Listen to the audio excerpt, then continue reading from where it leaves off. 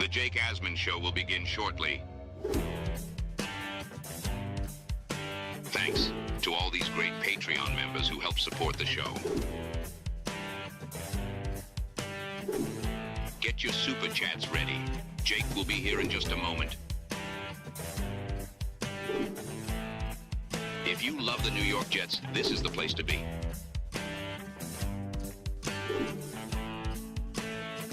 And now, the Jake Asman Show. Quarterback mystery. Aaron Glenn refused to name a starting quarterback against the Bengals, and Justin Fields has responded to Woody Johnson throwing him under the bus. It never ends. It is the Jake Asman Show, and it starts right now. What did you think of the offensive play call in the last two games? That's a good question. How much worse can it get for Aaron Glenn's Jets team? Can he salvage this season and give us something to be excited about? Every step of the journey, the Jake Asman Show will have you covered, breaking down all the storylines, every game, and everything in between. Please subscribe and hit the like button below. Super Chats, baby. Cut the line. The Jake Asman Show starts right now. Here we go. Here on a Wednesday, Will Parkinson from Turn on the Jets and Badlands will join me in about 15 minutes. We got a lot to talk about. Woody Johnson said what he said yesterday. Justin Fields has responded. Same can be said for Aaron Glenn. But let's first start with who's actually going to play quarterback for this team on Sunday. Aaron Glenn asked that question earlier, and, well, he didn't exactly want to share that answer. We will have a quarterback on Sunday. I will tell you that. You're not going to announce who starters? I wouldn't want to give them a competitive advantage when I have that opportunity, but we will have a quarterback. The list was long. So for Yeah. Tyrod, did you say this day to day? Yes. What is he dealing with? He's dealing with a knee.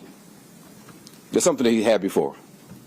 So just, you know who your starting quarterback is going to be, you're just not announcing it. So it isn't like this week is a competition where you're going to have another. I know who the starting quarterback is going to be. Okay, you're just not telling me. Yeah. Okay. He knows who the starting quarterback will be. He just doesn't want to tell us. Unbelievable. The competitive advantage that is obviously so important for a Jets team that is 0-7. You know, the Cincinnati Bengals, they can't sleep at night getting ready for this game Sunday, not knowing if they're going to be preparing for a mobile quarterback who can't throw or a mobile quarterback who can kind of throw. Whoa. If we don't laugh, you just got to cry. I mean, only the Jets can produce the type of headlines they produce. Like, this is the headline on ESPN.com right now. Jets Glenn says he knows who QB1 will be, but is keeping it a secret. Like, come on, man. Let's be honest. If Tyrod Taylor doesn't start, it's because, he sneezed and cracked a rib getting ready for the game Sunday morning in Cincinnati. I know Tyrod is, day-to-day on the injury report. He was listed as limited today in the first injury report that came out. All right? Like, Aaron Glenn could say whatever he wants to say, but we know who is going to be the starter Sunday, right? I mean, for just sheer comedy, it would be pretty funny after Woody Johnson completely throws Fields under the bus if Glenn's like, we're actually going to start Justin Fields. But that's not going to happen, right? Woody can't say what he said, and then Aaron Glenn being like, yeah, we're actually going to go back to Justin Fields. Like, what? The owner said we'd be good if he could complete a pass. You don't come back from that. No way. But we know how this goes, right? Because this is the Jets. I'm sure Tyrod starts and gets hurt in this game, and then Fields has to come in anyway. Like, that's the life of a Jet fan. And honestly, that's not even just a Jet thing, right? Tyrod Taylor has gotten hurt a lot when he's been given opportunities to start. It happens a lot. It's happened against the Jets a lot. We've seen it firsthand, right? He got hurt, and that started the Baker Mayfield era in Cleveland against the Jets. He got hurt against the Jets in a game I was at a few years ago at MetLife in 2023. And that started the Tommy DeVito era for the Giants. Like, it happens. He gets hurt. And Tyrod's 36. He's made of glass. So the fact that Woody said what he said, I mean, we're going to see Fields at some point. We're not ready for Brady Cook just yet. That's just how this is going to go. But you just got to laugh at the we will have a quarterback Sunday line from Glenn. Like, really? We will have a quarterback on Sunday. Competitive advantage is why he won't reveal who the starter is for the Jets. You could make a case that the Jets playing anyone is a competitive advantage for that team, as they are the only team that is yet to win a football game this NFL season.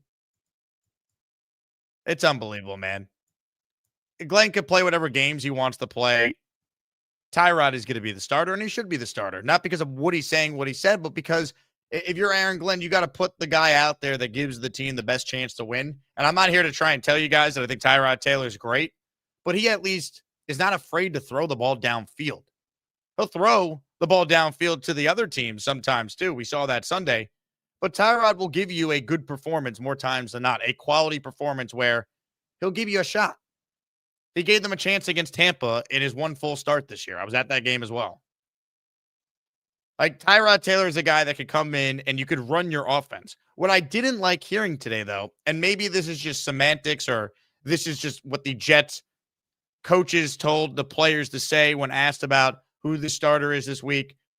When they asked Fields what the plan is, he says he wasn't told who the starter is, which I find hard to believe because Glenn said that he knows who the starter is. And Fields said that they're rotating reps. I think that Justin Fields is just being told to say that. Because why would you rotate reps between Fields and Tyrod if Glenn has already come out and said that he knows who the starter is? You would want to give Tyrod all the reps possible to get ready for this game Sunday. Or the Jets are just so incompetent that they're still having Fields and Tyrod split reps when the whole point should be you get the starter ready to go play on Sunday. You're trying to get a win. You're trying to get your first win of the year. So I'm going to form my own opinion that the Tyrod Taylor, Justin Fields splitting reps at practice today, tomorrow, and Friday is not them actually splitting reps. It's Tyrod's getting the reps. Or if they are splitting any sort of reps, it's because Tyrod's a little dinged up with a knee thing. But he's going to start because you're not going to take away reps from Tyrod for Fields at this point. You're just not going to do it. And the other thing is this. If they are actually splitting reps, because for whatever reason that's the plan, that highlights another issue that we have with this coaching staff. Because your offense should look very different whether it's Fields or Tyrod. That was the whole point of signing Fields to the contract they gave him. It was, yes, we know that if we have to make him a drop-back passer, he's not shown the ability to do it. But when you combine his ability to make plays as a runner, we're going to have a dynamic offense like what Jalen Hurts does, like what Lamar Jackson does. But they haven't done any of that since the first game. Where are the design runs for Justin Fields? So it should be a way different offense if it's Tyrod versus Fields. The problem is when you watch the Jets, when Tyrod has come in, it has looked like the same offense that they were calling for Fields. And that's the problem because it was supposed to look wildly different for Fields. And we only saw it one time. And it happened to be the only game where they had any sort of success. And that was week 1 against the Steelers. So the whole thing is just a total mess. Glenn could say what he wants, but I would be very surprised if Tyrod Taylor is not the starter Sunday. But in typical Jet luck, he could go down and Fields would then have to come in. And how does Justin Fields feel about playing for a team whose owner came out and threw him under the bus? Well, Justin Fields was asked about those comments earlier, and he claims he didn't even know what was said. Yeah, okay. Here's Justin Fields. Justin, what was your reaction to Woody Johnson's comments yesterday? I didn't see any comment. I'm not y'all know I'm not on social media at all. Nobody briefed you here with the Jets, what he said? No, not really. He was highly critical of you. He basically said, if you guys could complete a pass, things would look good here. He kind of said, the quarterback play, the can't win with a quarterback with a rating like they have. Like, you weren't aware of any of that? Nah, I wasn't. Like I said, I'm not on social media. It doesn't bother me. It doesn't. Of course, everybody knows. I need to play better. We need to play better as a team. And of course, no matter how the offense does as a unit, I'm gonna get the blame, and I understand that. That's just what comes with the job. But honestly, it's what comes with it. So you can't let anything kind of affect your mind, my mind, and that's it is what it is. No matter if it's, him, no matter if it's, family members, even teammates, sometimes there's going to be times where you have to be the only one who believes in yourself. So, like I said, that's his opinion. And like I told you guys after the game on Sunday, I'm at peace, and all I'm focused is right now is working each and every day and getting better. So, yeah. I mean, with all due respect to Justin Fields, I'm supposed to believe that in this day and age, a family member, a friend, someone didn't tell him what was said. Come on. Now, look, he can say whatever he wants, and Justin Fields, I didn't think was going to go scorched earth, but I'm sure deep down he didn't like hearing what he said. It's human nature. And let me make this clear. I think Justin Fields is terrible. All right, he ranks 31st out of 33 qualified passers in total QBR. He has been brutal this year. They have scored 4 touchdowns their last 4 games. They have not scored a touchdown in the first half of any game that he has started since week 1. I think Justin Fields is a bad quarterback. Woody Johnson saying what he said was a dumb thing for a billionaire owner, CEO of the football team to say about one of the players on the team. It's not about Justin Fields. It's about the perception of the organization. This is why the Jets players last year gave Woody Johnson an F in those report cards. Stuff like this, right? The food truck story that's out there. NYJ Matt breaking that one on social media the other day. That the Jets had food trucks for the players on Fridays after practice. And about midway through the year when the Jets started losing, Woody pulled the food trucks. So Aaron Rodgers spent $10,000 to get the food trucks back every single week for his teammates. Like, this is the stuff that worries you about the Jets. And that's why when you hear the expression, like, it starts at the top, this is what we're talking about. It's a bad thing for Woody to sound like a drunk fan in L5 talking about his quarterback. He's not wrong. Fields is bad. You can't say it. And my issue with Woody is, if you're saying that the only reason why Aaron Glenn's not doing well is because of the quarterback, who signed the quarterback? Who recommended the quarterback? Who talked up the quarterback? Your coach. So what happens now for Woody if the guy that he still wants to believe in and is giving a hug to every week, to quote him, the power of friendship, baby? What happens if Tyrod Taylor can't get the Jets to look that much better on offense? Like, they're still not winning games. What does Woody expect the rest of the way? He said, hey, the defense and special teams have improved. I mean, the defense has played well for 2 straight games. They were horrific at the beginning of the year, and it never made any sense why they were so bad. So what happens now? What happens if Justin Fields has to go in? I mean, he handled it like a pro there, so seemingly he'll be okay. But I don't know. It's such a mess. And only the Jets could give us headlines like this. Glenn knows who his quarterback is, but he's keeping it a secret. Zach Taylor cannot sleep this entire week not knowing who he's going to be going up against. I mean, it's just funny to laugh, man, because this season's such a bleep show. And I promise you, no matter who the quarterback is, the Jets do not have an advantage. They don't. You got to laugh. Glenn wouldn't tell us who the quarterback is, but he did provide the info that matters the most. We will have a quarterback on Sunday. Hell yeah, baby. Hell yeah. Speaking of Sunday, come watch this awful game with me, Joe Beningo, and the Asmaniacs. We're going to commiserate all together. Jets Bengals watch party at Goldies Tavern in New York City, located right down the street from Penn Station, Madison Square Garden. Free beer when you show up in Jets or Jake Asman show merch. Let's have some fun. Halftime raffle for a bunch of great prizes like a framed Brees jersey, signed Wayne Corbett football, signed Kevin Mawai jersey, signed Joe Klecko photo, and Brees Hall photo. So come on down. It is going to be an absolute blast. And look, we know the Jets aren't going to win, but that's okay. They never win. But we have fun regardless, and we'll commiserate all together. Joining us right now to get his thoughts on the state of the New York Jets, we say hello to Will Parkinson from TOJ and Badlands. Will, you've been to every game so far this year. Please tell me you are not going to Cincinnati on Sunday, though. Game time decision, bud. Oh, no. Why?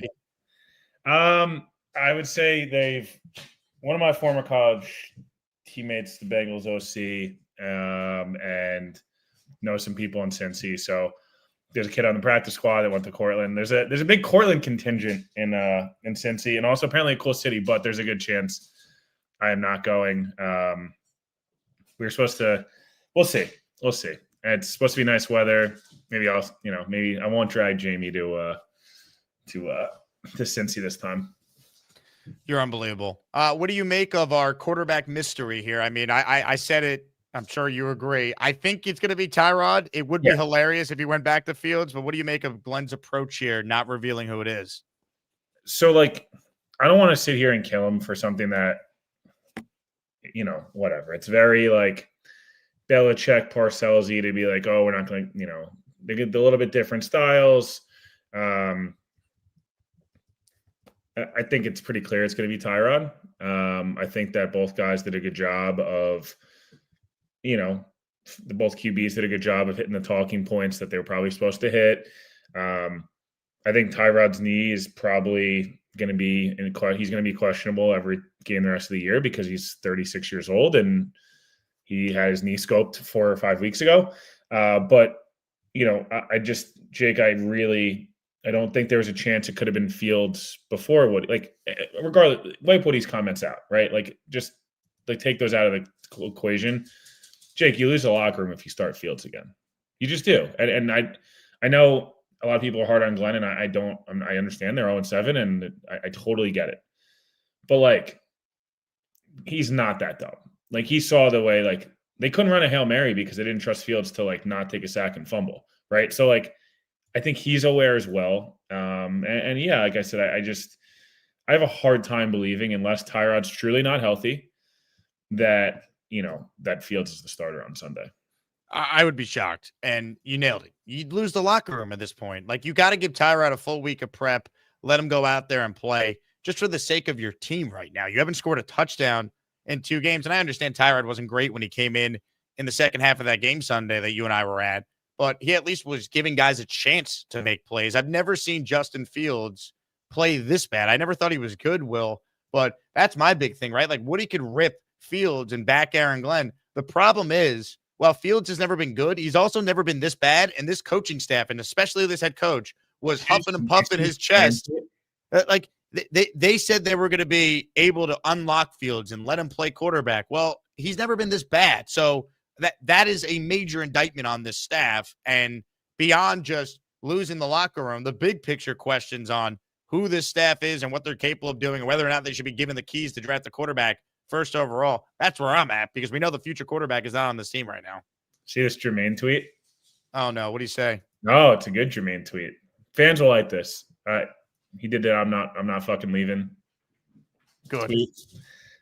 Pretty cool. I don't know. I think, listen, man, I understand that you're going to need more draft capital. This roster's a mess. Jermaine's going to be 27. He's not been the pass rusher down by down. I think everyone was hoping for his first year off the Achilles. But the Jets need more Jermaine Johnsons, not less. And unless you're really going to get a 2 and a 4 and you feel good about it and you weren't going to extend them and the whole thing. But man, I don't know. I understand we're not talking about Jermaine right now, but to me, to settle for a 3rd or 4th round pick, maybe a 3 and a 5, the Leonard Williams package you consider. But other than that, you can't it can't be a 1 pick thing if it's not going to be a top 60 to 65 pick. I would not trade Jermaine. Wouldn't trade Quinnen now either. So I would trade. I have a bar, right? I think Quinnen, if the Cowboys gave you a 1 and a 3 right now, you probably have to do it. If some Philly comes to you and gives you a 2 and a 4 for Jermaine, you probably have to do it. Do I want to do it? No, but hey, it's probably someone came to you and gave you a 2 for Will McDonald right now. I think you have to think about it, right? There's Jake. I don't know. I'm sure this is messing up so I just went up full host mode right there. Every guy I feel that's rumored, right, that could be moved. There's a bar. There's what you'd accept, what you really want, and then anything below that you can't do. I'm sorry. I understand the Jets are a mess right now and the whole thing. When you trade guys like Jermaine and Q, or kind of the heartbeat of the guys that play hard every Sunday or that show up every Sunday, you got to be really careful. If you sell low on those guys, you got to be really careful. Can't do it. I'm 100% with you. Let's talk about Woody's comments. Yep. Why? Why? Seriously, I understand that Justin Fields is terrible, but like, does he have just yes men around him? Is there no one that could tell him, hey, your words carry weight? You know the You answer can't to sound like a that. You know the fan. answer to that question. But it's like this is the problem because you just hurt the perception of the organization. You make it harder to eventually get a good coach to come here if you go 1-16 and have to fire Aaron Glenn after a year. It's just why, man? Like, why is Woody Johnson wearing a Crystal Palace hat, crapping all over a quarterback he gave $30 million to, guaranteed? He looks like a fool. Yeah. So to answer your question, yeah, there's too many yes men. B, what's tough about what he's done over the last, let's just do the last 12 months, right? Let's just go from Broncos game forward from last year. He's kind of been right on every single thing. The problem is he's either overstepped when he didn't need to, or in this case, he's not wrong. Nothing he said was wrong. He's showing, a guy that the coach that he hired, that he, for the first time in quite some time, he was very involved in. He still believes in Glenn. The quarterback is their biggest issue. He can't complete a forward. Like, nothing he really said was wrong, Jake. It just felt like it feeds into the narrative of like, look how embarrassing the Jets are. And again, like, and makes Glenn's job tough. Look, I think Aaron Glenn's done a terrible job. Questions today, right? Like, that sucks for Glenn. I'm sorry. I feel bad for him. He had to go out there and answer questions. That's what I'm saying. I thought Glenn, can I just say this? I thought Aaron Glenn had a really good press conference today. Like, I actually was like, he handled this well. He shouldn't be in a spot where he has to be asked these questions about Justin Fields being thrown under the bus by his own owner. Like that. That's what I'm talking about. Like, I don't think Aaron Glenn's done a good job at all. I think he's been horrific, but he shouldn't be put in a spot where, as he's trying to dig out of this hole and prove he could coach and turn things around, he's got to deal with these questions and the impact it maybe has in the locker room. How do you think Garrett Wilson feels about his best friend, his college teammate, being thrown under the bus by the owner of the team? It's a bad job by Woody Johnson. And people not understanding that, I don't get it. Necessary. Look, I'm not going to sit here and tell you I didn't laugh at the. Well, if we don't laugh, you'll cry. I mean, come on. Yeah, first of all, I can put together a full sentence, dickhead. But the funniest part is I just saw the quote first. I didn't even see the full video. The video is so much funnier. Woody literally goes, if he could complete a forward pass. And then, of course, he did the rating thing. We all think he's talking about quarterback ratings, but of course, the Madden ratings thing pops into it.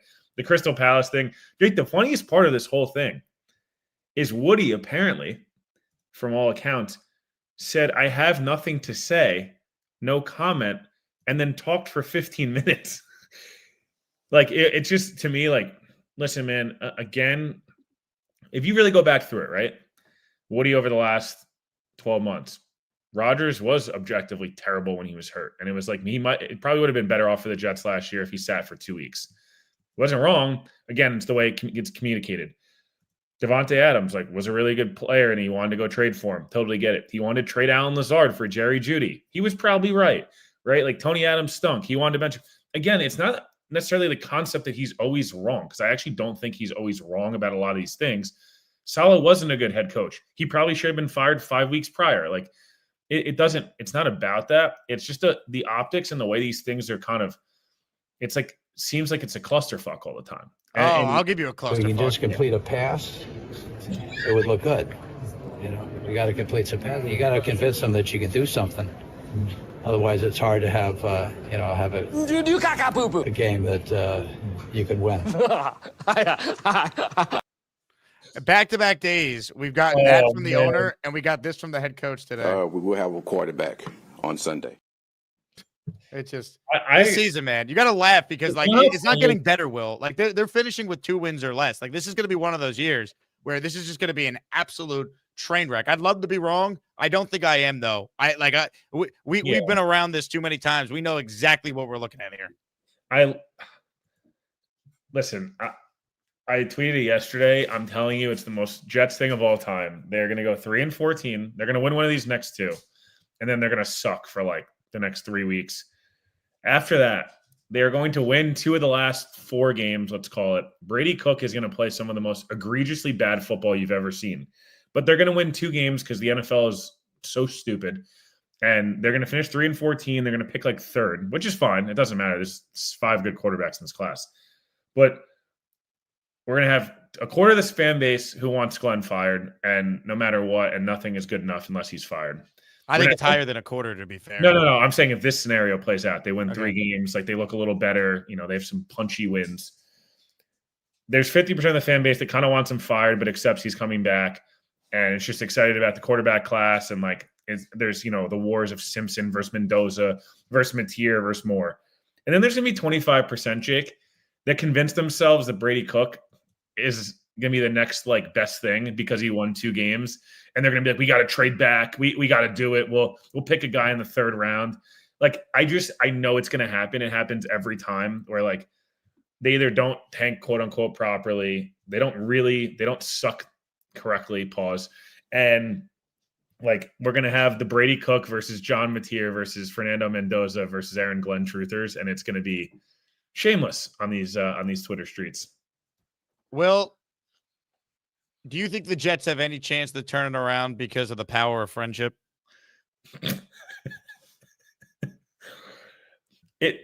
The funniest part, Jake, too, is before that quote, Diana asked him, and he's like, I know you think I'm a liar. Did you catch that?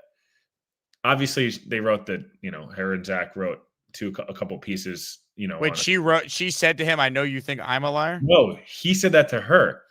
He literally goes, I know you don't believe me, and I know you think I'm a liar. About Aaron Glenn, or? Yeah, just in general. He's like, I know you guys all think I'm a liar. I'm telling you, if you can find the video, it's when they ask him about hugging Glenn. They were like, ask about hugging Glenn. What a lie. This season's unbelievable. It's the most ridiculous. Like, dude, I don't understand. Like, I watch a lot of reality TV. My wife, loves reality TV, and some of it's entertaining. I feel like I'm watching Love Island. Like, it just gets messier by the day. It's people who have like great character. They come into the villa and they're just absolute shitheads when they get there because like it just changes you. I don't know, man. They're nothing but entertaining in a bad way, in a good way. It is just pure 365 days a year. It is the best reality show on television. Get your shirts, baby. New shirts, jakeasman.com. If we could just complete a pass. You can't say you sell shirts, dude. Come on. You don't want, we don't need Twitter yelling at you about selling shirts again. Yeah. God forbid that we put together shirts supporting the new head coach. I mean, and you're not allowed to then ever be critical of that head coach after he gets off to another 7-star. Apparently I'm team paid media now. Did you get that one? My Twitter mention said that I am I get the racist. I'm racist. Yeah, that's I'm a bootlicking shill for the team that pays for my content. And I can't criticize them, even though I've criticized them. I did a 45-minute solo rant by myself in my own room talking about them. But again, I'm team paid media, guys. You've been to every game this year and paid for your ticket. They're foolish. By the way, happy anniversary to this. Thinking is overrated. Woody's amazing, man. Every year he just gives us bangers. Dude, I got to be honest, man. He is hilarious. Like, I know it's obviously brutal. Well, it's sad because it ultimately starts with him, and like the people that say they'll never win with him as the owner, like I never wanted to believe that. But then you see these comments yesterday, and you see why this organization hasn't been to the playoffs in 15 years. It starts with him. Yeah, it's very tough. I don't think that Woody has always been a bad owner. I think that the problem is that he's kind of been in and out, and this is the biggest test. And again, I know we're asking somebody to change and the whole thing, but like Woody did a lot of what we wanted this offseason. He stayed out of the picture. The Jets did spend money. They invested, they redid the locker room. They did a lot of stuff that people around the Jets were looking for. They cleared out a lot of, more veteran front office people, some people on the administration and business side moved on. He stayed out of the picture. He, hired the search firm. Like, he hired a lot of the candidate that a lot of people wanted. It's not like they invested more in analytics. Like, there is things that Woody's done over the last 5 to 6 months that is what fans wanted. The funny part is, like, it took 8 weeks of them being dog ass for like this to kind of come up again. Well, let's talk about that though, right? Because to your point, he threw Fields under the bus. What happens if the offense still doesn't look good and they're still losing? I know for a fact Woody Johnson was not sold on this team being the worst in football this year, picking number 1 overall. At what point you don't buy the conspiracy theory that him and Glenn had a handshake deal that they were going to purposely be ass. Yep, that's why they gave Fields $30 million guaranteed and split Rodgers' cap hit up over 2 years. They want the Stephen Ross thing, you know. They don't want anyone catching on to their scent. Like here's the thing, Will. If this now doesn't look any better, right? It might look a little better with Tyrod, but I don't think they're going to win a whole lot of games here. I don't think you do either. So I think Jake, let's be realistic. I'm as optimistic as it gets. I think they're at most a 3-win team right now. And so what does that mean for Glenn, right? Does that mean like he could be one and done? Because I think he could, because I think Woody is going out of his way to defend Glenn now. Gerard Mayo got a public endorsement from Robert Kraft his last year and only year around this time. So Jake, my only pushback, and again I understand, like Connor and Joe and the rest of the Badlands crew is like kind of on the same page of like, hey, this is not a guaranteed he's back. I'm probably more sold he's back because I think Mayo's back last year, and I don't think I know if Mayo's back if Vrabel's not on the market, and like Vrabel didn't give them the like come get me type of situation. The only reason I say that is there going to be a candidate out there? Use somebody other than Rex. Let's not use Rex. Let's use like John Harbaugh. Let's say John Harbaugh we know he's going to get fired, and after about 2 days into like the coaching cycle, there's back chanting of like he'd be open to this job. That's the only way I think, unless they go 0-17, that this happens where like Woody bails on the guy he hired. Sorry, I don't know why my dog's being a maniac. That he hired and like he fires him in 1 year. I don't think Woody wants the optics of that, but I do think like there's a world, Jake, like they can't go 0-17 like that 2-15 shouldn't save them either. Robert Saleh won 4 games. Yeah, I know. I mean, Will, let's be honest. This is not the Gase team that won 2 games, and that team won 2 games. Saleh won 4 with Zach Wilson and a way worse team. This is a joke. This defense has 3 former first-team All-Pros on it. They had a 10-sack-a-year guy in McDonald. They had JJ coming back, who's looked really good. You can't. Yeah. Quincy's now coming back. Sherwood, they paid. Stevens, they paid. Offensively, how many first-round picks are on this O-line? Garrett Wilson, Breece Hall. If you win 2 games, he should go. Why are we letting him pick Mendoza or Mateer or Sellers or whoever? Why? Hire Mike McCarthy, hire Cliff Kingsbury. They would want this job. It's the first pick in the draft, a good O-line, a number 1 receiver, players on defense, and you pick your quarterback, you could turn it around quick. Houston did it. The Commanders did it. It doesn't take 3 to 4 years to rebuild if you get the coach and quarterback right. New England's the latest example of that. Yeah, no, look, I'm not sitting here saying it's like. What does he do well, though, Will? Like when you look at Aaron Glenn, what has he done? Because I'm going to say this to Tannenbaum on Sunday. Name me one thing other than the kicker and the punter that has improved on this football team from where it was a year ago in the prior years. So it's only been 2 weeks and needs to continue. So these are like big ifs, right, Jake? Like if the defense continues to play at the level it's played at the last 2 weeks, I would say the defense is better than it was a year ago and the defense improved.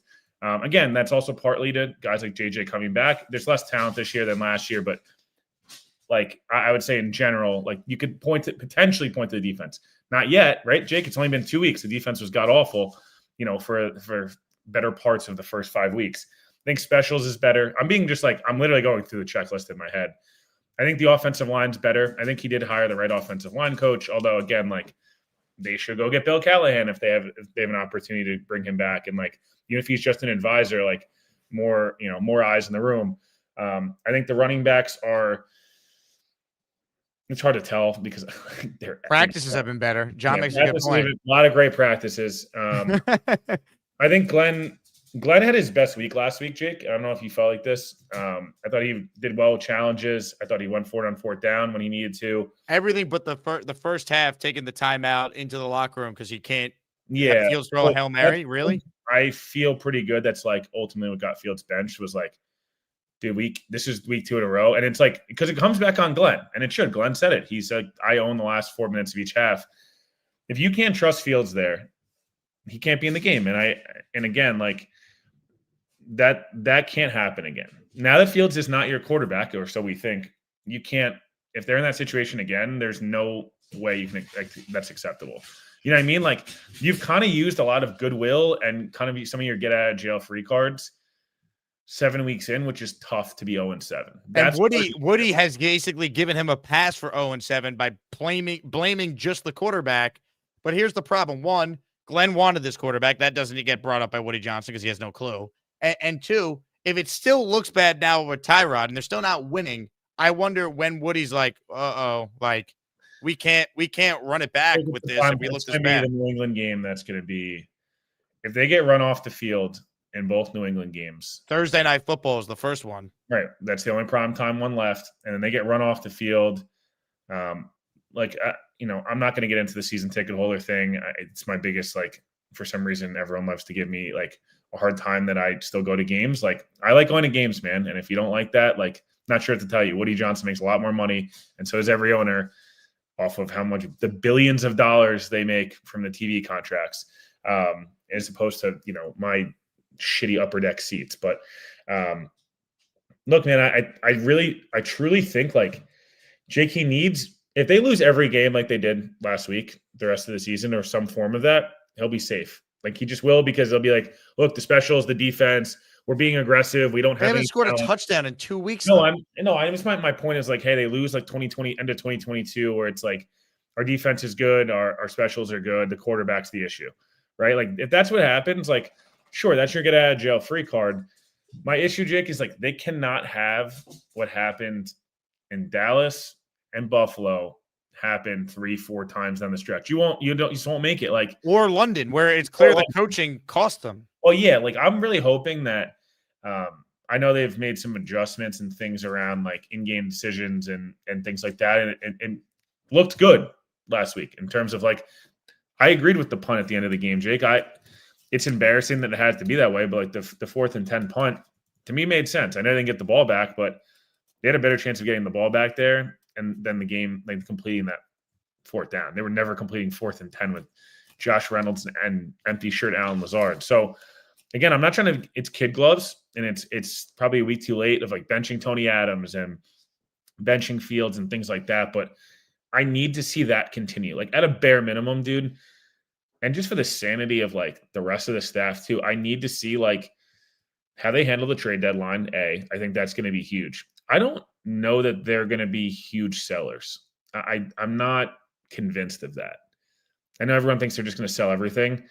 I hope they don't, because I don't want them to then use that as an excuse that's their other get out of jail free, right? If hey, the roster sucks. That's what Solid and Douglas used for 5 years. Oh, XFL roster, man. It's dude, you guys have made 9. And they still won more games than Aaron Glenn's going to sniff in all likelihood this year. That's the problem, Will. There's not one thing on this team that is significantly better, even close to better than it was last year. You could say the O-line, but the O-line has an infusion of talent. Olu's playing the full year. Membu was the 7th pick in the draft.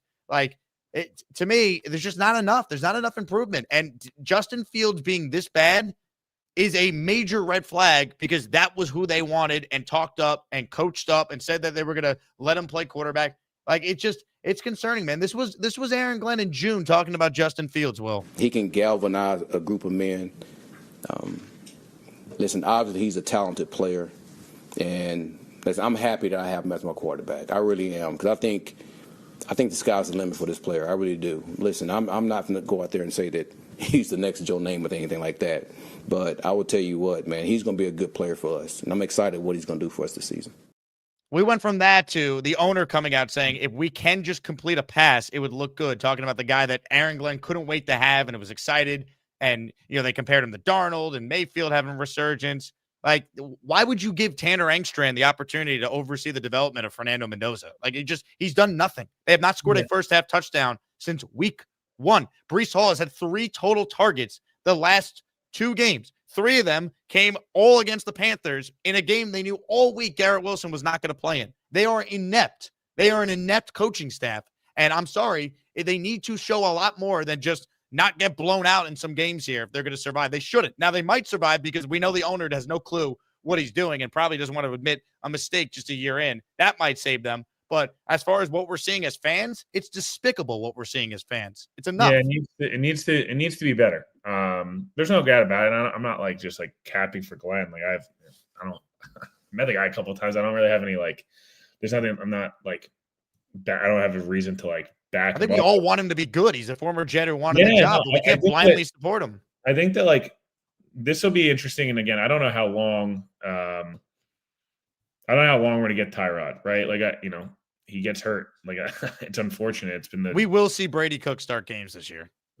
Jesus Christ. I don't know. I saw some people like, oh, should the Jets go trade for a quarterback? Like, first of all, the Tanner McKee is going to cost too much, and I don't think it's worth it. And the only person I guess you could be like, hey, should we just, if Garrett's healthy, like, do we just trade for Jameis and like let him just, but like he's kind of like Tyrod with all the drama in terms of like Tyrod throws it up, and I do hope Garrett plays because it'll be like Garrett will get 150 targets, and at least it's good for him, and makes it a little more fun.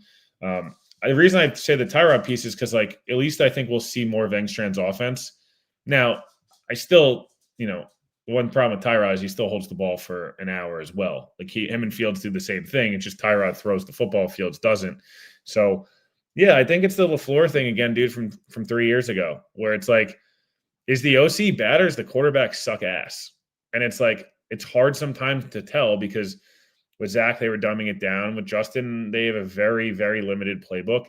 I want to see what it looks like. Guys were open. Like Engstrand in the second half, it was at least like on Sunday, I was like, oh, they're actually being creative. Guys are running like go balls, and there's the trick play and different things like that. Like, it's not saying it's good, but I really just want to see what it looks like when it's not Fields. Like for an extended, can we get a 3-week stretch of Tyrod games, where it's, oh, okay, Angstrand's really being creative here. Like there's some reason to have faith in it. Again, it's just such a low bar, dude. But at least it would be something as opposed to right now. It's like, couldn't tell you if the game plan and the script is good because like they can't do anything because the quarterback's so gun shy. So yeah, again, I'm not disagreeing with you. I just think this is a huge stretch for them where you got to see legitimate, like the scheme's working. Some of the coaching, like the young player, like they got to hope Malachi Moore's got to keep playing well. And Deshaun Thomas, if he plays on Sunday, he's got to, try to hold his own and things like that. Cause that's what gets you another year, right, Jake? It's like, hey man, we have a ton of picks. Look what we just did with our first draft. Like we got 5 starters. And like, that's the way you talk yourself into another year. And in some ways I wouldn't disagree. The quarterback is going to be, and again, this is a conversation we'll have for the next 6 months. No matter who they take a quarterback, I swear to God, if they take a quarterback that's traits over mental makeup, there'll be a gun in my mouth. There'll be a full AK-47 in my mouth because, man, like if you haven't learned anything here, Justin Fields, super traitsy, Zach Wilson, traitsy, Sam Darnold, traits. Dude, the guys that would have worked here have thick-ass skin. They have their heartbeat drops when everybody else's rises. Like those are like those little things, man, where they got to do a really, really goddamn good job of making sure like the mental makeup on whoever they take, Mendoza, Moore, Matier, Simpson, whoever it is, that's the most important thing. I do not care. I care a little bit, but I do not care that you can throw the ball 78 miles an hour versus 74. Don't care. That's cool. That's awesome. Jake, who's been good here? Vinny, right? Vinny is like the most classic. He's like a cornerback and like a closer. Like that dude would blow a save and then come back and do the same thing over again. Chad, super strong mental makeup, right? Like Sanchez, to an extent, really strong mental makeup until things went off the rails. And obviously we're not going to touch on what happened recently, but court date set for December, by the way. For like Gino, Sam until recently. Those guys' mental makeups were just not good enough from the confidence, forgetting about it. When they make different here, just like that was my whole argument on not wanting Devin Williams thing. That was my whole argument on not wanting a first-time head coach and a first-time GM. Like at least have someone with experience that's in these roles because it's doing the same thing over and over again. And it's not Glenn's fault that the playoff drought was 14 years when he took over. But he's not going to get the same leeway as he's learning on the job when we're seeing incompetence again. And it's never been this level of incompetence. And there's actual players on this team, which makes it frustrating. So I'm with you, man. I think that, but that's part of the reason why I don't want this regime making that pick. They haven't earned the opportunity to take a quarterback first overall, especially. Who do you think they would take right now? Who would I take? Who would you take? And then who do you think they would take? Just curious. I don't know enough about what they like in a quarterback because like all I could go off of is Justin Fields and Engstrand had Jared Goff. But I do know this. evidence is on my side that if they let this clueless regime take a quarterback first overall, if it doesn't improve, that Aaron Glenn will not be long for the job. He'll be fired in the middle of next year like Callahan was, or he'll be fired at the end of the season like all these other coaches were. I do. The only argument I'd have with that graphic is Frank Reich being on there is hilarious because those guys didn't even make it a full season. That was their first year. Those guys made it like that was the Steve Wilkes year. They made it like 9 games. That was the craziest disaster of like a trade plus regime. They figured it out already. Think about that. As bad as it is, Jet fans, Carolina was even worse, and they figured it out. I think right now I would say they probably would take Mendoza. If I had to guess, he's the most Goff-like of the prospects. I think, who I would take, I don't know. Ty Simpson to me scares me, man. He hasn't played a lot. That's scary. He's 7 starts, and what's tough is like I don't know. Is Glenn I guess the question is going to be: is Glenn going to abide by the Parcells, team captain, got to have started 25, 30 games, whatever it is? Because Mendoza's that, right? I'm not Parcells. I'm Aaron Glenn. And then he's got to go call a coach before he makes any sort of decision. What are your thoughts on that? Is he calling 99 Jeff Fisher? Or is he calling 2016 Jeff Fisher? For me personally, being to ask other coaches that have been in the situation, how would they handle that?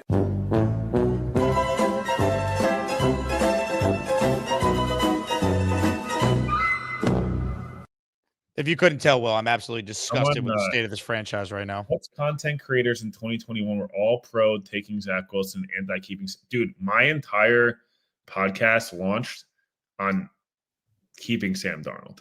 So you can include other people in that. I can tell you I was good with Zach. I'd be the first to tell you. But that wasn't even a hot take. Like, people are like, oh, how could they have done that? Like, every top draft analyst had the quarterbacks pretty much rated 1 Lawrence, 2 Wilson, 3 Fields, like that. And then there was some like Mac Jones or Trey Lance sprinkled in there. But that for the most part, those were the main, like Jeremiah had Zach Wilson as his second best quarterback, Kuiper, McShay. They all, like the guys who do it for a living, all thought that was the pick to make for the Jets. I wonder if AG is calling other coaches that are in the league right now and like he just can't say it. I'm kind of like, Do you think he's in over his head? I think he's swimming right now. I don't think he's in over his head per se, and maybe he is, but he is certainly swimming. Like there's no. I think he thought this was going to be a lot easier than it's been. That's my read on it. Like he came in very confident, and like I think he thought that this team was going to be able to. They were going to win week 1, and it was going to carry them through the first month of the season, and them losing, like all those bad habits reverted, and now it's like all that like trash attitude from the last regime is still there, and it's like really hard to break that. I talked about it on your show, and literally in week 2 after the Bills game, I'm like, dude, there's a rod here that like it doesn't happen overnight. The problem is like winning week 1, and again, it is what it is. But like I really wonder like what's this? They're probably 3-4 as opposed to 0-7. They probably 3-4. You feel a lot better about this 3 team. and 4, dude. We'd be like, holy shit! Like that's where they should be. That's where a lot of us thought they could be with the talent on this team. The biggest thing that drives me nuts with Glenn is the revisionist history of the moving of the goalpost. Now trying to act like this is going to take a while and this is some sort of like long rebuild. Like that's not what this is. Like the 2021 Lions, I always bring up the Lions. They had 2 players that made a Pro Bowl, Goff and TJ Hawkinson, who they eventually traded. The Jets have so much more talent than that 2021 Lions team. It's just, to me, it's really disingenuous. That's pretty good. They took what? Laporta, Gibbs, Campbell. That wasn't that draft though for all those guys, was it? I think it was. They had 4 top 50 picks. But that was after 21 when they had the Laporta draft. They had a rookie on Amon-Ra St. Brown, I'm pretty sure, because they took Penei Sewell and Adam Amon-Ra. That first regime, that first year, 2021, when they started 0-10-1. They took. Kill me. I know they took Amon-Ra. They took Penei Sewell. They took Penei Sewell. They took a one Zarike, whatever how you pronounce his name. Eamon McNeil. Arlene McNeil is amazing. Melon Fanu, who's kind of ass. And then Amon-Ra and Derek Barnes. So pretty good first draft. Year 2, they took. When does Arian Smith turn into Amon-Ra St. Brown, by the way? Oh man. Aiden Hutchinson. This is year 2 where they had the extra first round picks. They took Aiden Hutchinson. They traded up for Jameson Williams. They got Josh Pascal, whatever. And then Kirby Joseph and Malcolm Rodriguez. Pretty good. Got 7 starters out of the first 2 drafts. Then this is the big one. They took Gibbs, Campbell, Laporta, Branch back to back to back to back. Pretty good. Why didn't Aaron Glenn bring a Lions executive with him? Great question. I wonder, that'll be my other interesting one this offseason if they do. This regime is back. And again, I still think it's 85% they're back. That's even. You're very confident in it. Yeah, I don't know. I just think this is going to get worse, Will. That's the problem. No, you guys are all probably right. We'll see. Like, you know what I mean? Like, if they could stabilize things, I see the points you're trying to make. The problem is the owner says what he says. I don't think Tyrod is, I think he's better, but I think he's going to get hurt at some point. They're going to go back to the field. It's going to be like what happened when Mike White got hurt and they had to go back to Zach. The only difference is they were actually playing for something late in the year. This team might just fold. And I don't think Glenn can control the locker room. I think he's going to lose the room. And if he can, man, then he should stay because well, that's what I'm saying. Like, if they go out there this week and play well and win, I will give Aaron Glenn a ton of praise and say that's a real win. That I don't care if it's Joe Flacco. Like, if you go into Cincinnati with after the owner's comments, everything's swirling, and you put forth an effort that we're not expecting, just like we didn't expect the defense to play well, like they have these last 2 games. Like, if Glenn goes out there and actually shows us something Sunday, that's not nothing. Like, getting a win, I don't care if it's only 1 win, Jake. Like, no, man. Like, he's in it right now. If he could coach out of it and show us something, I'm rooting for that as a Jet fan. Every Jet. Of course, you don't have to turn this over again, dude. It's like no one wants that. And like, yeah, the idea of like stabilizing with Mike McCarthy, like, cool. I'm hiring Mike McCarthy than anybody, but like, it would be really cool for that not to happen. I really would really prefer like they get a quarterback and they, take a receiver and an edge rusher and, beginning of round 2, and maybe they have a second round pick. And it's just right now, man, like we'll see. A lot of Garrett Nussmeier talk. I like Garrett Nussmeier. I liked him coming into the year. Not hearing the best things about Garrett Nussmeier right now. Interesting. A couple things here, and then we'll get to the super chats. Will Pod, weekly spot. Don't think the stuff I talked about of what I want as a quarterback necessarily fits Garrett Nussmeier.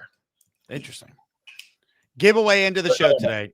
A Justin Fields jersey. I'm just kidding. A Breece Hall jersey. Well, he might be traded, but you can pick the player you want. Garrett Wilson, Sauce Gardner, Jermaine Johnson, Quinnen Williams. Pick the size and the color you want it in.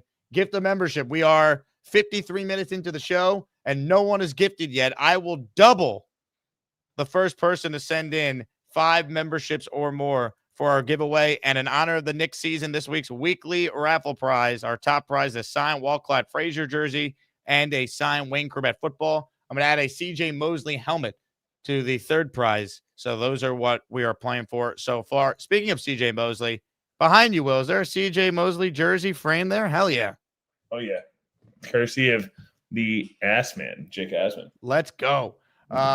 Henny in the house. He says, wait, we plan on competing. Maybe I'll tune in. That'd be nice. Fair enough. Tyrone says, I have $10. Fields plays, LOL. Just sending you $10. Dollar hug, Jake. Tyrone, you're in for 2. I'm telling you, Will, the most Jet thing to happen Sunday is they start Tyrod, but he gets hurt quick, and then Justin Fields has to play anyway. Fields going to be the backup? You think is Brady Cook ready to be No, of course he's not ready, but I wonder, like, sometimes it's tough when you bench somebody. Usually it's like, I don't know, maybe Fields will be fine with it. He's gotten benched pretty much every year of his career, so it's not really shocking. Johnny says the best part of the season is us playing the early games every week. That is true. The 1 p.m. games have been nice. The weather's been 80 and sunny for 4 straight home games, and in Tampa the weather was good, Miami the weather was good, London the weather was amazing. I don't know what, of course, like the years the Jets are competitive, the weather's been ass, and then this year they're awful and the weather's been amazing. Just classic. Absolutely classic. Les wants to know what's better, Woody's hugging or Glenn's dancing. Will, would you rather get a hug from Woody Johnson or would you rather dance with Aaron Glenn? I'm gonna do my silly dance because we're built like shit. What kind of a question is that? We have the moral victories. My team has no wins. No wins. I want a Woody Johnson hug for the record. The power of friendship I believe in. Am I getting a dap and a hug or just a hug? You get to decide what you want. If I get a dap and a hug, I'll go with the dap and hug. Dap and a hug it is. Hexen writes in, if we could sit here and say McCarthy or Kingsbury, et cetera, wouldn't be 0-7. I don't know why we would trust Glenn and Why is go. everyone on Cliff Kingsbury? Just out of curiosity. Because at the bare minimum, even if he's not the head coach to get this team like over the top, at least you know you're putting your quarterback in a good spot where he can learn the position. And then if you have to move on from Cliff in a few years, fine. It's like the Justin Herbert thing. And then you get a Harbaugh to take you to the next level, whatever. But like, it's just like, you have someone who's proven to evaluate quarterbacks. He's worked with a bunch of guys, right? Even in college, you go back to like working with Mahomes and Baker. Like, I'll take that. I think that's what it is. My only issue with Cliff, well, I have a lot of issues with Cliff, but he's very handsome too. That would help. Extremely handsome. Biggest issue with Cliff is year 2 is usually an abject disaster, and these guys fall off a cliff. Look at Kyler. Look at Jaden. He's been banged up this year, so it's look at Jaden Daniels this year. Obviously, he's banged up, but like does not look like the same guy. He's usually year 1 very good. He comes in, especially the first 8 to 10 weeks, and it usually kind of falls apart. Yeah. I just worry about like.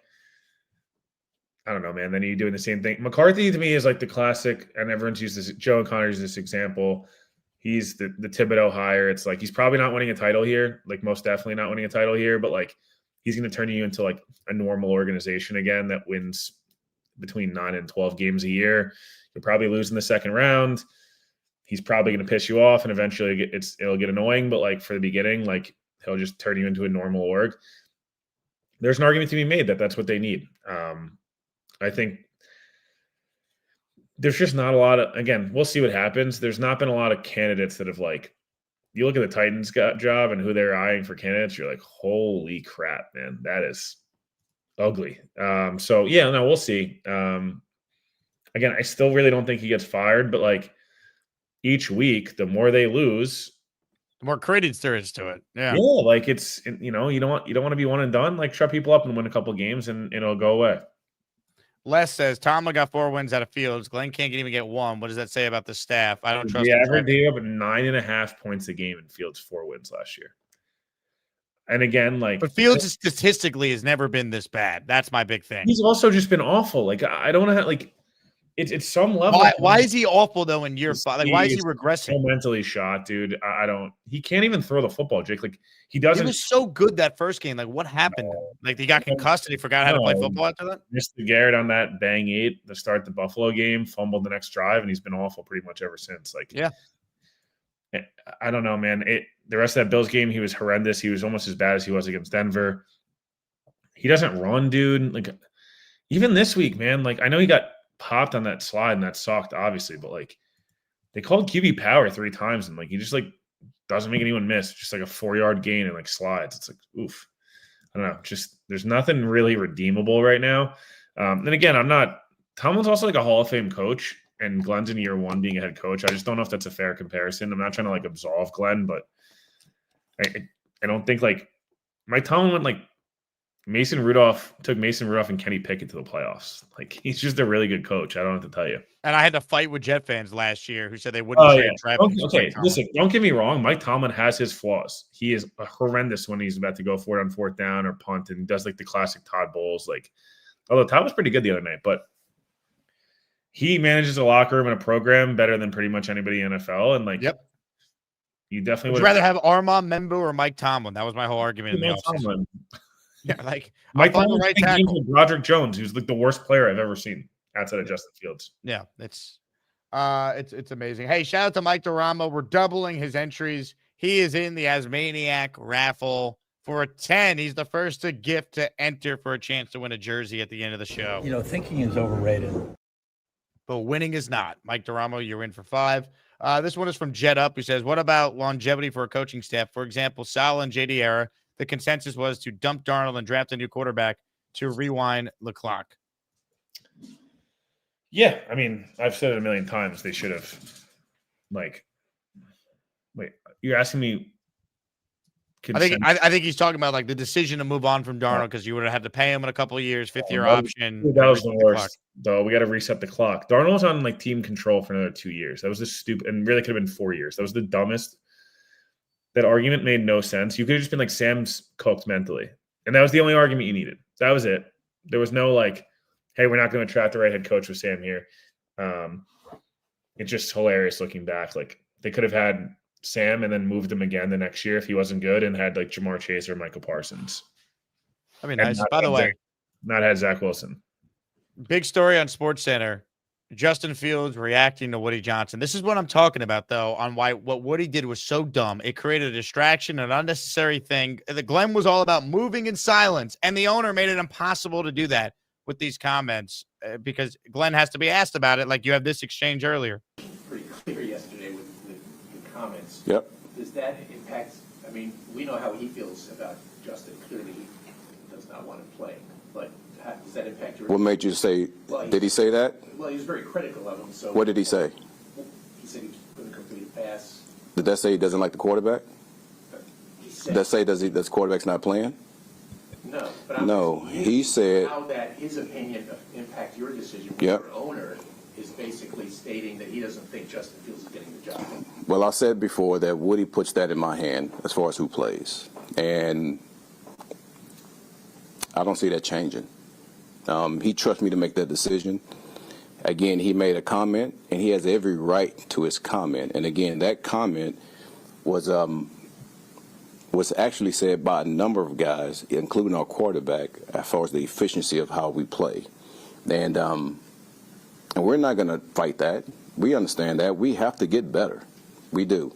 But I don't think there's anywhere in that comment where he said he doesn't like Justin. I don't think there's anywhere in that comment where he says that Justin's just – I don't think so. Yes, is he upset that, we haven't completed a pass as far as what you just said he said? I didn't even read it, so I don't know. That's what he says. But overall, we're on the same page when it comes to that. I think Glenn is in a brutal spot there, and he handled that as well as you could possibly handle it. He shouldn't be put in a spot where he has to even be dealing with this nonsense. It's so frustrating because, like, if you want Aaron Glenn to succeed, don't make his job harder for no reason. Yeah. That was awesome. That might have been Glenn's best presser yet. That was awesome. He was like,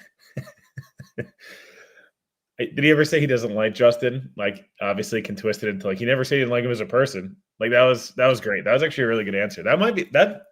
I thought it was very good what he did today. Something that he like did a really good job of saying absolutely nothing without like putting himself in a corner. Like, that was one of the first times where Glenn hasn't said something where you're like, oh God. Like, he kind of just, and look, it's great. I love that him and Rich going back and forth. But, Jake, we talk about this with the Yankees all the time. Hal or Brian will say something, and Boone has to kind of be the guy or do something. And Boone has to be the guy that takes the bullets. And to some extent, like, Glenn's going to have to take Woody's bullets right now. He just is. That's just part of the job. It's amazing. Gator, if you're watching, send me what you just texted me. I'll play that for Will before we let him go. He needs to see this. Rob wants to know, can Fields play wide receiver 1 this week? You ever seen Fields try to cut? You ever notice how Fields sprints? He's so fast, but he almost trips the entire time. It's actually a tradition unlike any other. It's unbelievable. Big Fellow wants to know, would you trade for Jackson, Powers, Johnson, set up the O-line for the next decade? I realize we are more likely sellers, but if opportunity knocks. Here's my problem, Jake. I like JPJ like a lot coming out, but the Raiders are actually probably worse than the Jets are, which is insane because I'm an idiot and I picked the Raiders to be a sneaky playoff team. So obviously I'm a moron, but thinking is overrated. You are not, Will. If he can't make the Raiders better, who have a terrible offensive line, like in some aspects, like why? Like, I get the idea. It's actually not a bad idea. I struggle with, like, do the Jets want like pieces of an offensive line that's even worse than theirs? But at the same time, I could be like, oh, like people took guys from the Jets offensive line that was bad, and like it's as a unit they were bad, not individually, right? So maybe, yeah. I mean, again, I like the thinking. I have no idea if the Raiders are trading JPJ. Yeah, I'm with you. I don't know. I'd only be giving up picks at this point, and at least I'd only be trading for guys if you thought they could be starters for, next couple of years, and they're like guys under contract. Like, that's why they traded for Briggs and Phillips and stuff. They feel the need, and they are guys that could be under contract on reasonable deals for the next couple of years. Well, before we let you run, Do you want one of these? I hug him every day. Right? Literally help. I do. I say keep the faith, man. I hug him every day. A Woody man hug. I need you, when you're done with this, before you go to the next game, I need you to find the audio of him asking Diana if he's a liar. It's unbelievable. It is pure comedy. It's I love awesome. it. I love it. If you go to Cincinnati, I think you're nuts, but safe travels if you end up going to the game. Thanks. The comment section was pretty pleasant today. You know, it was not bad. We'll do it again on Monday, and hopefully some type of a win. That would be nice. And I'd love to do like this went well today. Not like I need a hug. We won a game, and that'd be nice. I don't think it will happen, but that would be nice. Will, thanks for joining. Thanks so much, man. Will Parkinson, Badlands, turn on the Jets pod. Good stuff there. Keep sending your super chats in. Dylan Terriman says Fields spoke to the media today. Is he starting then? No, I think they had to make him available because obviously Woody said what he said. And since Glenn didn't declare who the starter was, by NFL rules, you have to make the quarterback available. Like that's it's in the media guidelines. It's collectively bargained. So Fields had to speak. Man with a rake. In 99, the Jets punter Tom Tupa threw an emergency roll. Played quarterback. He threw 2 touchdowns. I know. That game always comes up on like the Instagram reels of like craziest NFL things ever. Tom Tupa has thrown more touchdowns in that game than the Jets have scored in the last 2. Frankie says, so if Woody keeps Glenn in 2026, lets him pick his quarterback, do you see a scenario of it working out? I'm on board with firing him, but Woody's an idiot. Do I see a scenario where it works out? I mean, there's always a chance that the quarterback they take is just so good he could overcome bad coaching. But no, I'll be honest with you. If it can, the only way I'll change my opinion is if I have a reason to. Like people think, oh, you just don't like Glenn. No, I don't like losing. If he's doing a good job or I'm seeing things of improvement, like I just lauded him for that answer he gave to Samiti there about the Woody thing. I thought he handled that really well. I'd be happy to say that. Like I'm a Jet fan. I want the team to win. But I would have major reservations if they finish with 2 or 3 wins. They had the first pick in the draft, and we let this regime pick a quarterback. I don't think they've done a good job. I think they've been horrific this year. I feel better about Saleh overseeing the number 1 pick than I do Glenn. That's sad. Ralphie in the raffle for 2. If the Jets end up with the first overall pick, how does a team not hire a QB whisperer like Kingsbury or Brady to work with them? Yeah, look, I don't want a first-time coach, but if it's an offensive coach, I at least can argue, at least they'll work with the quarterback. I think they need an experienced head coach, though. I think we've done the first-time thing enough, even if it's an offensive guy. But I wouldn't sit here and scream, how could they do it if they hired Joe Brady, for example? But I think they need Mike McCarthy. They need Kevin Stefanski if he's fired. If the Ravens actually moved on from Harbaugh, you give them a blank check. They need someone like that. If the Steelers flame out and it's time for Tomlin to go somewhere else, trade a draft pick and get him. Like, that's what I'm talking about. Bino, Rich tried baiting him, and Glenn did the only thing possible, answering, it was eating him up, not to go on a tangent. I thought Glenn did a good job. I thought he did a really good job with that answer there. I think it's funny how he's not going to reveal who his quarterback is, but I thought he handled the Woody question today really well. We will have a quarterback on Sunday. The quarterback mystery. Hey, other NFL news. Roger Goodell spoke today, and he said that the NFL is not considering dropping Bad Bunny as its Super Bowl halftime headline performer. We go live to Joe Beningo for his thoughts. What is this? Who is this guy? Bad freaking Bunny. What is that? Come hang with me and Joe B. Watch party this upcoming Sunday. Free beer if you show up in Jets or Jake Asman Show merch. Raffle at halftime for signed items. It will be great. We're presented by FanDuel. Jets Bengals, your latest look at the line. Jets, 6.5-point underdogs. The quarterback mystery is not moving the line. We will have a quarterback on Sunday. Before we get to your calls, I'd be remiss if I didn't thank everyone who supports this show, even the haters. 43,000 subscribers now. Thank you for helping us get to that mark. I swear, if this team's ever good, we'll easily get to 100K. But until then, we're still growing. Not as much as I would like, but this fan base is incredible, so thank you for that. Mike Perez says, can you see Glenn being a Todd Bowles like? Maybe. Look, I'm not saying Glenn can't ever be a good head coach, but this is the problem with hiring first-timers that are learning on the job. This place eats you alive. And the fact that the GM is also new too does us no favors. What, like, if you wanted to hire Aaron Glenn, Thomas Dimitrov, who is a friend of the show, I think would have done a great job and would have been able to handle all this. He should have been the general manager. I said it to his face when he was on the show with us in January at the Super Bowl, and I still maintain that. Peter in the raffle for 2. What are we raffling today? We are raffling away a Jets jersey of your choosing, Peter. All right, you pick the player. Garrett, Sauce, JJ, Quinnen. Pick the color you want it in, and we'll send it to you. I'll be there because I live in Cincinnati. I'll be the guy in a Jet jersey surrounded by Bengals fans. It'd be nice if they won. They freaking owe me, man. They owe us all. I'm sorry you got to be there. Hopefully it's not a blowout. I mean, that's really it, right? We hope it's not a blowout. Let's get to your calls, shall we? The hamburgers first today. Mr. Burger, start us off. What's up, Jake? How you doing, man? Living the dream. Yeah, I gotta say, man, me too. I don't know, man. Will's got he's Mr. Positive. I know he's trying to find the good in it. I'm lost out there, man.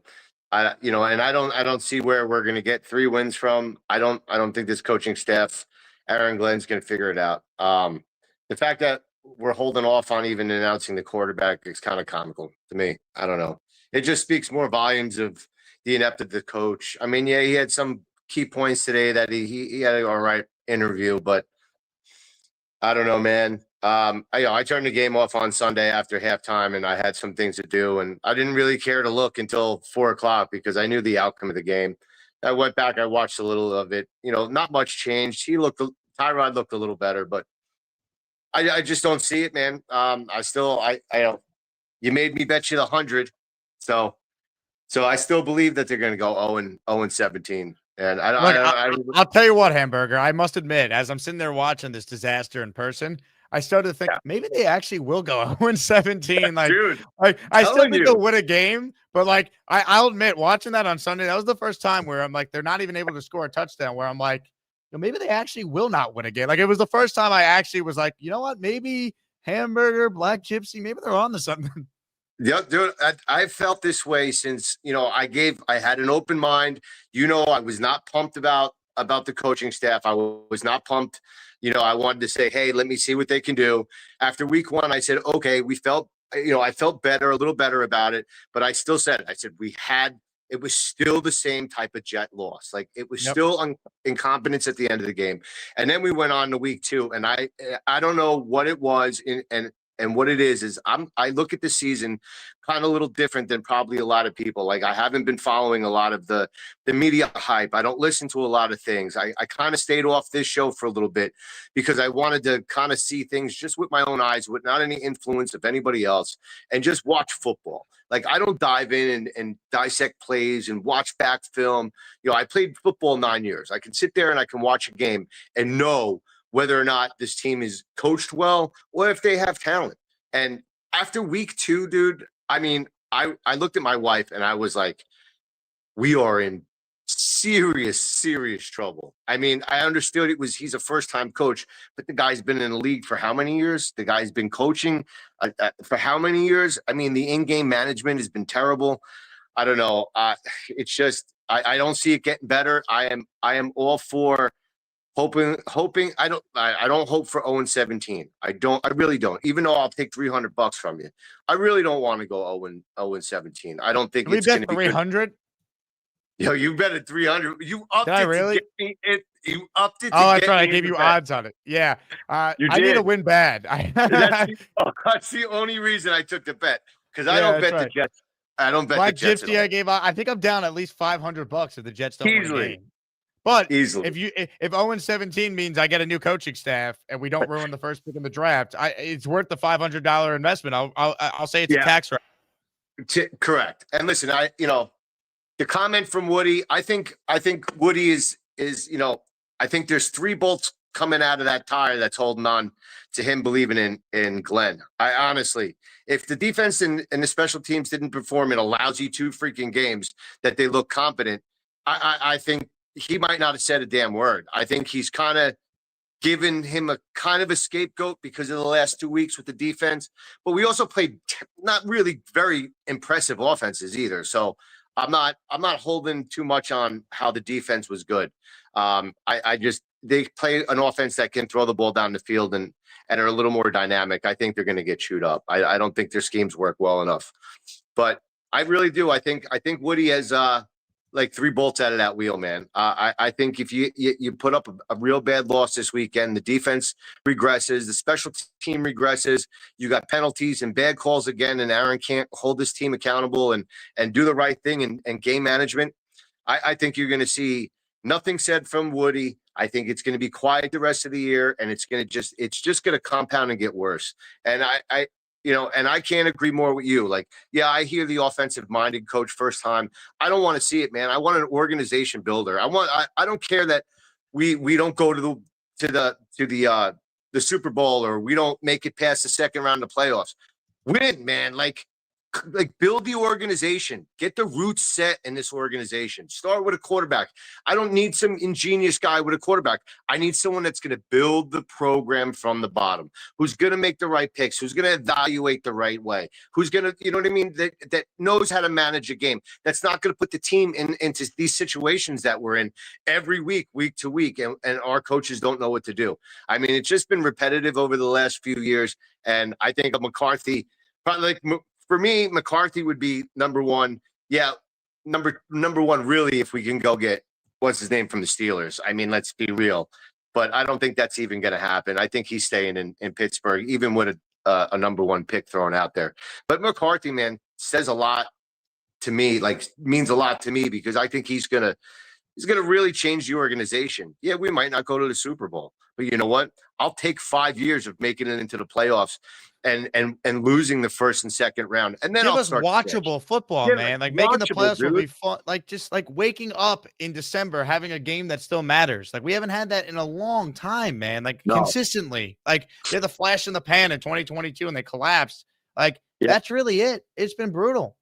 Yeah, and you hardly remember 2022. Like it's so long ago, and it's been so bad since. And to be honest, like Saleh to me right now was a way better coach than we have right now. Oh, without question. Because the one thing you could say about Saleh is the defenses were elite for the most part once he got his guys after that first year, and he still won 7 games twice with the worst collection of quarterbacks. Like it's Aaron Glenn's not going to sniff 7 wins this year. Not even close. He probably won't sniff the 4 that Saleh had with Zach Wilson and no talent in 2021. No talent. Yeah. And listen, I'm not at all saying like Saleh was a fantastic coach. He was a great defensive minded coach. But was inept in his offense and throughout and was terrible handling the media. But you know, he was way better, man. I think at this point, this is the worst I've ever seen. And I don't really remember. I remember Kotite. I don't really remember too much. Like I couldn't give you stats from back then, but man, I remember watching Kotite. Well, and I didn't watch them because I had to listen on a radio. Because at that time I was young. I was mostly homeless, and I had a transistor radio for a little while. And I would listen every day, every game on Sunday on a radio, and listen to the losses week after week. And it was like, I don't think I've ever been so upset listening to a football game and listening to my team, like go 2-14 or 2-13, whatever it was back then. It was just that stuck with me for a while. And now I after watching the last 2 years and really probably being the second most upset I've ever been and having it affect my, like, not my life, but my feelings all the time and my mood. Like, I won't let that happen anymore. Like, I can't let that happen. And I'm sure there's a lot of Jet fans that feel that way, but there's also fans out there that are younger that could feel, hey, like, they're going to turn it around. And I understand that because I was that way too, man. I was that way. And even I don't know how you do it, Jake. I don't know how you guys come on and comment and talk about them day in and day out. I know you love your job, and I know it's awesome when you have your show, but man, I don't know if I could do that. It's hard, man. Burger, it's hard. It's exhausting. That's why you need the comedic relief. Otherwise, I hug him every day. Right? Literally help. I do. I say keep the faith now. I hug him every day. And we need the power of friendship to save the season. That's all we have at Yeah, this man. point. That's it. That's the only reason I watch your show, because I'll be honest, I do not turn on anything. Like, no, I don't listen to fan. I don't listen to anything. I don't even go on X right now, because X is all my sports stuff. Like Instagram is everything funny and TikTok is funny and cars, but X is like sports. And I don't even turn it on because I don't want to see it. Like, I don't want somebody else's opinion. I don't want anybody else's BS. I want to see what I see and take it for what I believe it is, and ride with it there. And that's why I come on and I tell you exactly how I feel. Like I'm not buying anybody else's bullshit. I don't buy anybody else's stories, and I don't buy anybody else's opinion. I see what I see, and it goes the same way with baseball. I just, I learned to not listen to what a lot of people say and feed into the hype, because I make my own decisions like a lot of people do, and it's just what I see, man. But I'm gonna let you guys go. I've been on for a little while now, and I'm gonna go cook myself some meat and some bacon tonight for dinner. So. Love it. Well, I'll tell you what, Hamburger, you're the man. We love your calls. Call back anytime. Appreciate it.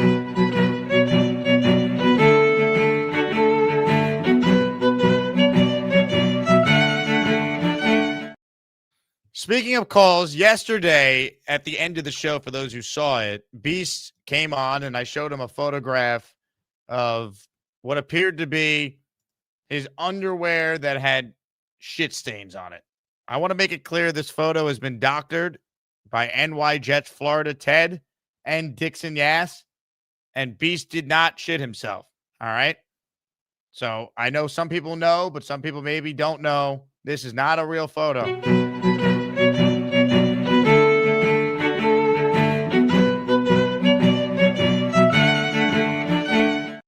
So now that we established that, we can get back to your calls. But first, a reminder of what we're playing for today: a Quinn Williams jersey, a JJ jersey, a Sauce jersey, and a Wilson jersey. And let me tell you, get the Jermaine Johnson jersey, because for this guy in the middle of this bleep storm to actually want to be here, that's guys that you keep, you build around. I love Jermaine Johnson. I love that he's tweeting out the Wolf of Wall Street gif. I'm not leaving. Love that. They need more players like him, not less of them. You're going to tell me you're going to get a second-round pick for Jermaine Johnson and that's worth it? You're not finding a player as good as Jermaine Johnson at a premium position in the second round with that pick. You're not. He's everything you need in a leader as you're trying to turn your season around. You're like, that's good stuff there. Anyway, Beast, if you're on hold, or if you're out there, we'd love to have you on the show. All right, I have your back. You did not shit yourself. Chuck Wagon is up next. Hey, Chuck. Hey, yeah, that's a pretty funny picture. And I was just thinking, you said that if the Jets go 0-15, you would lose 500 to bets you have with the listeners. I would, if they go 0-17, I think I owe Black Gypsy $200 and I owe Hamburger $300. But it'll be worth it because you're going to win a hell of a lot more in that pool. So, just saying. Well, I don't think you realize, Chuck, I could be eliminated from the pool because the Jets have their bye next week. So I'm going to need to pick a team that the Jets don't play. I got to pick a team that they don't play that definitely wins. For those who don't know, I'm in the ESPN New York Survivor pool. I'm the only local host on 880 that's left. Chris Canty and Evan Cohen are also in the pool. They're the only ones that are still alive besides me among the hosts. So I have faded the Jets every week. It started off as a reverse jinx. I was hoping I would get eliminated week 1. This week, I'm obviously taking the Bengals, but during the Jets bye week, I need to take a team that will win that the Jets don't play later on in the year. Look at the Chiefs. Yeah, Chiefs would be a good one. Let's see who they have next week. Yeah, I was going to say for that week in the bye, pick the Chiefs. Play it safe, but like I said, you're going to win it. I do believe. Anyways, with the trade deadline coming up soon, do you see over under 2.5 people the Jets trade? 2.5, I'll say under. Okay. I don't think they're going to have this big fire sale. I don't think they're going to be able to get the value they want for some of these guys. I think they could trade a Quincy Williams, a Breece Hall, maybe a Michael Carter, but I don't even know if they're going to trade all three of those guys. I'd go under. Well, like I said, I know it was a couple of weeks ago. I said 4, so I would say over. But the thing is, run the risk of them getting injured? I'm just saying, if you're going to make the trades, trade them now. Just rip the Band-Aid, get it over with. And everybody's saying, even if we have the number 1 pick, who should we pick? I mean, being a Jets fan, does it really matter? Is it really going to pan out no matter who they pick? So it would be great if they could, whoever they pick, they can sit them for a year and just let them learn and all of that. But of course, they're going to throw them into the fire first thing. So I really don't know. I really don't know which way they're going to go. And I haven't been watching college football. I really haven't seen any of the quarterbacks, so I'm not going to pretend I have. So We got a long way to go, Chuck Wagon. We got a long way to go. From Chuck Wagon to Tommy Jets fan. Hello, OG. Jake, what's good, brother? Living the dream. About to head to Madison Square Garden. All right, so Watch a real team. I'll be quick, brother. All right. I got a couple points, and I get sidetracked by all these people that call in. It's crazy because, first of all, God bless Will Parkinson, okay? Like, he says a lot of good points. But one thing he doesn't understand was Vinny Testaverde, okay, can throw the ball about 75 to 85 miles per hour down a football field. He can almost hit the end zone, okay? Chad Pennington and Mark Sanchez couldn't do that. So don't compare Vinny Testaverde's arm strength to Mark Sanchez and Chad Pennington. And that's just my one quick side point. Like, I don't know if he was trying to get at that, but what he was saying was, like, these quarterbacks are in the same league as Vinny Testaverde had one of the strongest arms that ever played in the NFL. Okay? I think he was just talking about the Testaverde. mentality, the stuff between the ears. It was about it was about the intangible stuff, mental toughness. It wasn't about, ability. Friends. Okay. All right. No doubt. Second thing was the guy calling. I forgot what his name was. Let's finish. All right. If the Jets are gonna trade Breece Hall and they're gonna get rid of him, are you gonna do it now, or like what are you waiting for? Like if you're not using him and Aaron Glenn is playing like. We're gonna throw him the ball. Yeah, we're gonna make him more of an option, and you don't even fucking effing use him for like 4 plays last week. Why are you even? They're gonna have to trade this guy, correct? I know you're doing other shit. I mean, you think the Jets are gonna get rid of Breece Hall by trade deadline? Well, we were just talking about it. I don't know because they have the injury to Braylon Allen and they really would have nothing in that running back room. So I don't know. Someone just asked me the last call, how many guys do I think are going to be traded? I think it will be less than 2.5. So I think they might trade Breece or Quincy and Breece or Michael Carter and Quincy. I actually think Breece is not going to be dealt because I don't think they'll be able to get the value for him. So, in your opinion, do you want the Jets to go 0-17 or you want them to win a couple games? I don't want them to go to 0-17, but I will start rooting for them to go 0-17 if we get to the last couple games of the year and they're going to win 2 of the final 3 and try and sell us on improvement. So I want the wins to be right now if they're going to happen. If not, we get to like 0-11, 0-12. At that point, I'm rooting for 0-17 because what is there left to do? What does your dad think? I guarantee your dad thinks that they should lose. They should be 0-17, just like my dad thinks they should be 0-17. He's not there yet. Like,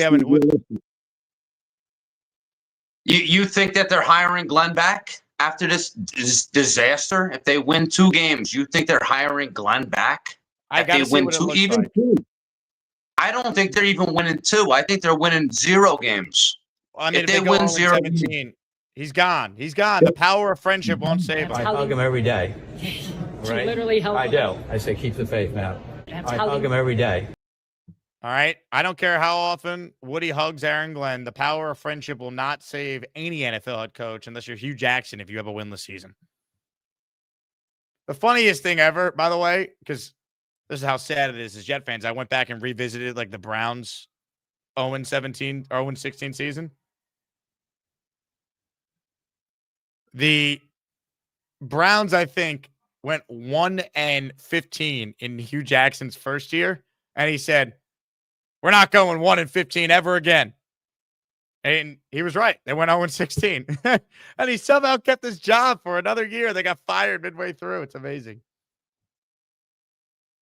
Spencer Green, all caps. Why JJ coming out saying he's not leaving? Could it be these guys believe in the old man AG? Who knows? AG year 2 loading. Trade Fields for Beast. I think Jermaine Johnson's a leader. He's a winner. That's why he wants to be here, which I love.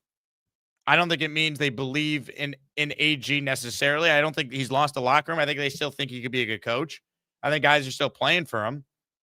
I think he had to bench Fields to save that locker room. As far as trading Fields for Beast, I wouldn't do that. You know, Beast right now is dealing with a lot. I don't know if that'd make our team better, even with Fields struggling.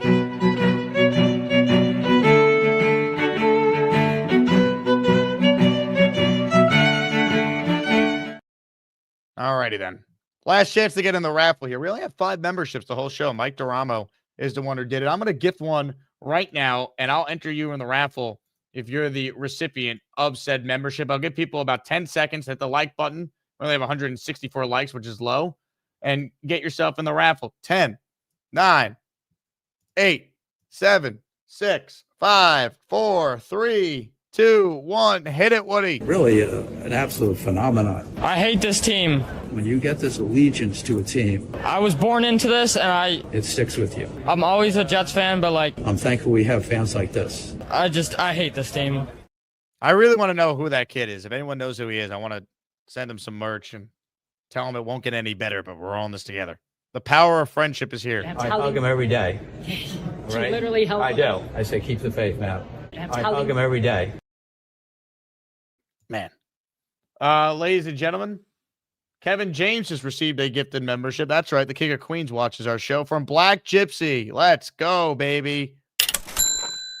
Thank you, Mr. Gypsy. Congrats to Black Gypsy on winning our Woody Johnson inspired t-shirt earlier today. Let's get to more of your calls, shall we? On the Gusbuster Umbrella Hotline, the great Kyle Clifton is standing by.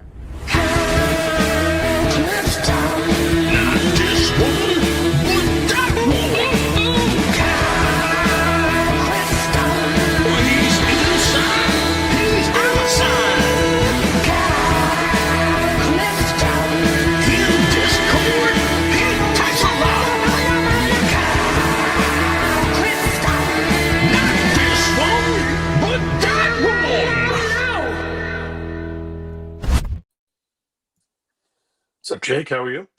Kyle, that is a phenomenal shirt, just so you know.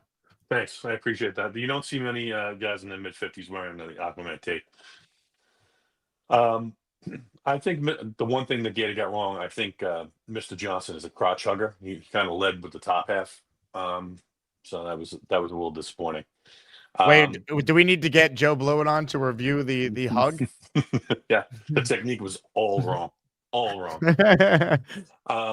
And why frame Beast for stuff he didn't do with the underwear? I mean, there's plenty of heinous stuff that he does that we can just put out there on the channel and amuse ourselves with. Agreed. The idea that Beast would ever shit himself. Some of you believe in this. Shame on you. Yeah. So a couple of things that Wilpa was talking about that I want to kind of throw out there. There is not any talk about the Raiders trading JPJ, right? Because he's only in his second year. It doesn't really make much sense to me. They're having the same rumors we are with potential fire sale, but you very rarely actually see that in the NFL. Yeah, I know he's been hurt, but I love them coming out. So I don't know why they would.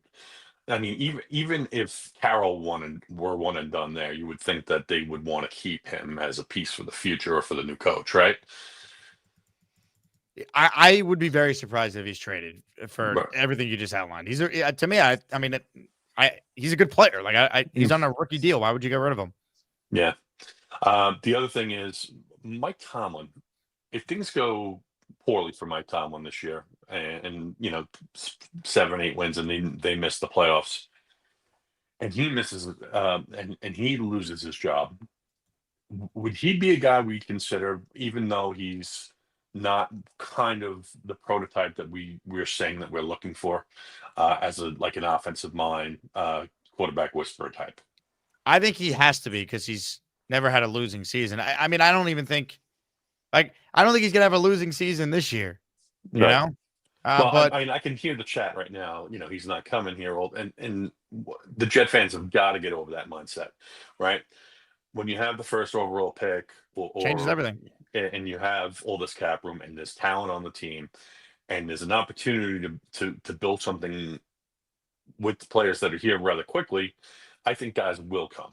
Why'd Andy Reid go to the Chiefs? Like you know what I mean? Like the idea that he couldn't get someone. One, Woody's got a ton of money. Two, it's New York. Three, there is talent on this team. Your offensive line's in place for a rookie quarterback. Like, it's not a bad job. That's what frustrates me when people are like, who would want this job? A lot of people would want this job. The problem is Woody Johnson going to be willing to admit a mistake if things continue to go just terribly? That to me is what it comes down to. I don't think it's about money. I think Woody's got plenty of money.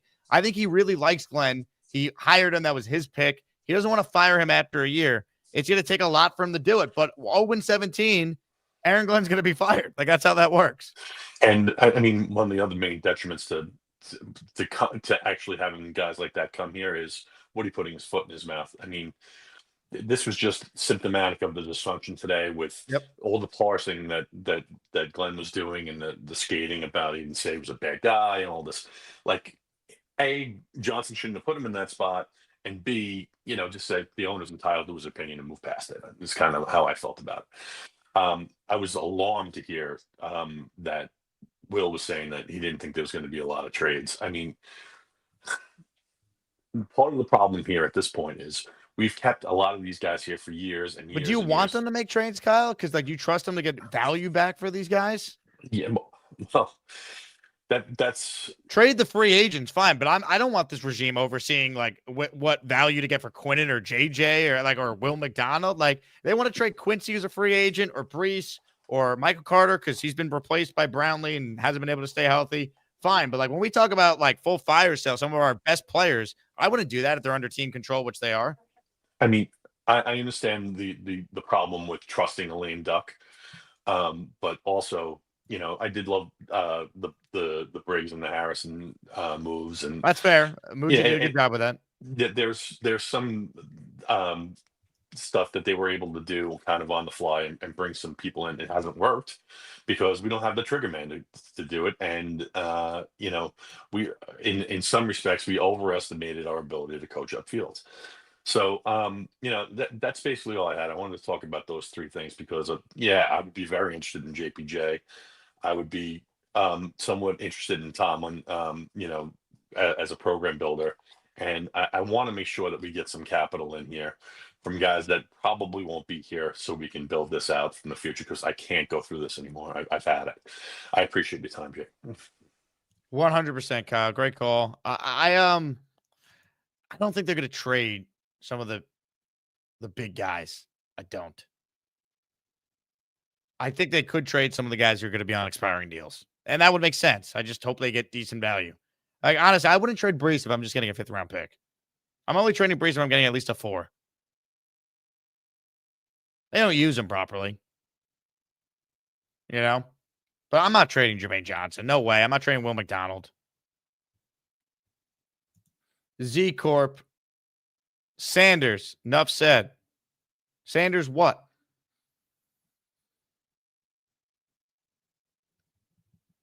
Shador Sanders? You want them to trade? Is that what this means? You want them? You spent $10 to say you want them to trade for Shador? I would not do that at all. I think that would add to this dysfunction, quite frankly. Someone wrote Colonel Sanders. Famous Sanders in the chat. Let it rip. All right, home stretch here.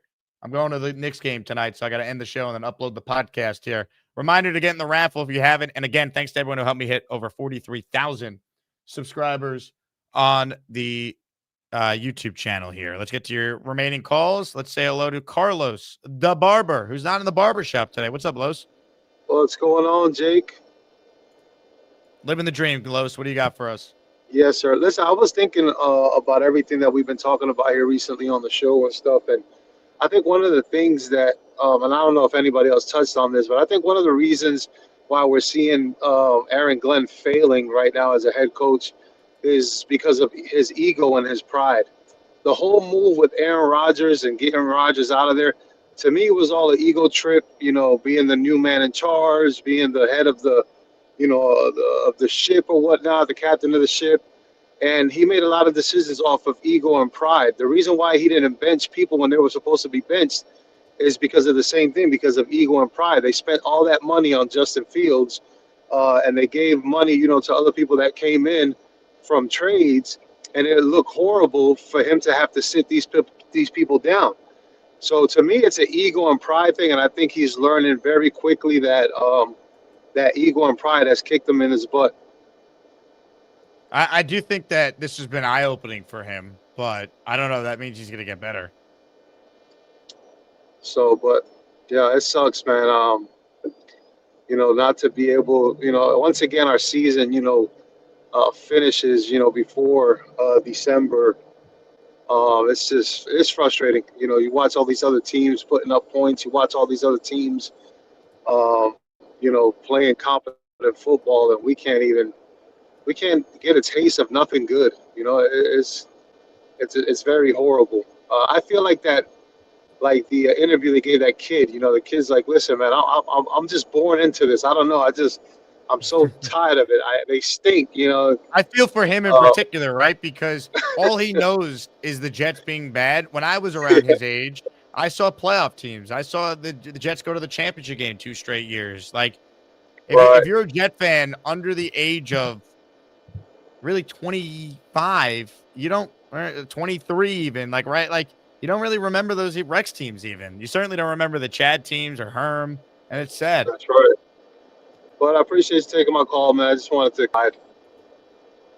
Yeah, look, I think it's fair. I do think that, Glenn came in and he wanted to be the alpha and do it his way and talk the talk, and it's a lot harder than he realized.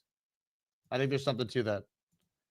Super Chat, Z Corp says, Shador Sanders trade with the Browns fallback would be amazing. What are you giving up to get Shador, though, right? Like, I don't know. Kind of feels like he's a bit of a distraction, a little immature. I'm good. I'm just going to wait till this offseason to get my quarterback. Matt Ellis says, at work, I just caught Justin Fields act. I'd be at peace with $30 million in cash. Yeah, he's doing just fine. He should thank his agent every day for robbing the Jets. $30 million guaranteed. Unbelievable. All right, few calls left. D. Stern, AG, and then David T. D. Stern, what do you got? Hey, Jake. How's it going? What's up, man? This is actually my first call. I've never called before, but really, I didn't know that. Show. Yeah, welcome. Thank you. But I had to give a call because I need a little venting session because it's been brutal. And like you were saying, watching this team through my teenage years and experiencing like the highs that I was experiencing, I just never expected 15 years later that we would just be in this rudderless drought that is just painful to watch every Sunday. I was telling my wife on Sunday, it's become like a chore. It doesn't even feel entertaining anymore. It's like, 1 o'clock, I have to go do my job for 3 hours and watch this terrible team. And it's just painful. And I was expecting much more. Like, I know you were really big on not hiring a first-year coach again. I thought Glenn was different, but I also buy in very, very easily to anything that the Jets do. It's kind of that's the problem. Flaw of mine. No, it's all of us, dude. I mean, I was weary of any first timer, but I came around. I'm like, he's a Jet. He wants the job. Like, surely he wouldn't be saying all these things are going to be different. If he wasn't going to be able to back it up. Like, you want to believe we're fans. Right. Exactly. And so, like, now seeing what we've seen, I'm just ready to blow the whole thing up. And I just want them to hire somebody from the Minnesota Vikings team, because every quarterback that has gone there comes away and they are just so much better than when they left. And I feel like just getting somebody from that team to help implement a new quarterback and help actually develop somebody is like the only thing that I can see that would be getting us to where we need to go with a first-time quarterback. And I just really hope that that's what happens, but it's not going to, because I know Woody Johnson's going to make the wrong move and end up keeping Glenn, and it's just going to be an utter disaster for another 2 years if we're lucky. Yeah, D-Stone, the only thing I could tell you is that it just depends how bad it gets. Because I think Woody used Fields as like the shield for Glenn. If it doesn't look any better, though, his hand's going to be forced. No one's renewing their season tickets. Like, I think we're just scratching the surface, too, on how bad this could get. Like, if they win Sunday, I'd be shocked. So I think that will show me a lot about this coach if he could actually rally the team after all this and get a win. But let's see. Yeah. I don't know. I mean, Woody's Woody, so you never know. Right. Yeah. No. It's brutal. It's brutal. But thanks for the call or letting me call, and I'll call in sometime. I'll tell you a little bit of my Jets history. I have some really cool ties to like early historical figures with the Jets. So, but good chatting and good luck at the Knicks game. Hopefully they can at least bring some good to this New York sports fandom that we have. So I appreciate that. D Stern, great call, man. I didn't realize that was your first time. Call back anytime. I'm putting you in the raffle coming up for the jersey here for 2 as a first-time caller. So good job by D Stern. Got time for one more call, and then off to the Garden for Knicks basketball. Ladies and gentlemen, it's time for David T. I got my Iron UG. I hope you like my Jets take. You know they call me David T. It's not easy for me to see, but if you bring me full stream, you might like what I had to say. I'll need to get real damn close, cause my vision is dog shit. Hi, Jake. Thank you for letting me close it out. Go Knicks. Walt Frazier, my all-time favorite. Nick, more fun to throw a pass than to make a basket, and the defense creates the offense. And Joe Namath, Walt Frazier, and Bobby Mercer are my 3 all-time favorite players. As far as the Jets go, I'm not going to give up on Aaron Glenn yet because there's so many games. Can he get better as a coach? But I mean, I don't see it, and maybe they can go 0-17.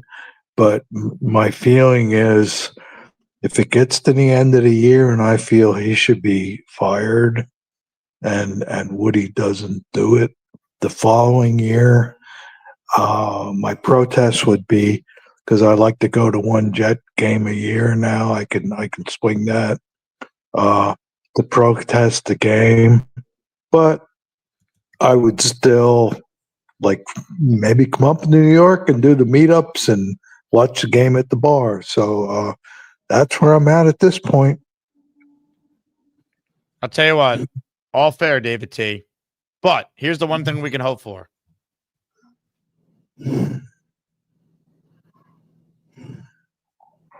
Are you going to ask what the one thing we could hope for is? Jake, what is the one thing we can hope for? The power of friendship. I hug him every day. Right? Literally help. I do. I say keep the faith, man. I hug him every day. That is what we have going for us, Jet fans. Woody's hugs will engineer sweet victory for our New York Jets. The power of friendship, man. A power of friendship. Hey, before we get to the raffle, let me thank you all again for being locked in and remind you we got an awesome watch party on Sunday. The game won't be awesome, but the camaraderie, the friendship, the power of friendship will be awesome. So come hang out. RSVP if you want to join us at Goldies Tavern to watch the Jets and the Bengals all together. Halftime raffle for prizes, and we'll have some fun. Win or lose. We always do. Hit it. It's time to announce the winners of the weekly Asmaniac raffle. Let's spin the Jake Asman Show Wheel of Champions and find out which Asmaniac is winning an epic prize. Ladies and gentlemen, it is time to raffle away a Jets jersey of your choosing. Before we do it, though, let me acknowledge the super chat from Z Corp, who said, don't wish the Jets to win before 2031. Are you telling me that Shedeur Sanders guarantees a Jet Super Bowl? But if not, they will win in 2031. I'll just wait till 2031 because I don't think Shedeur Sanders will guarantee me anything. Black Gypsy, you are in the raffle. I see you. Putting you down for another entry there. Thank you very much. All right. Oh. On that note, Let's give away a Jets jersey. If you win, email me, asmanjake@gmail.com, so I can order the jersey. I need your name, your address, the player you want the jersey in, color, and size. Good luck to everybody. But only one can win. And the winner of the jersey is...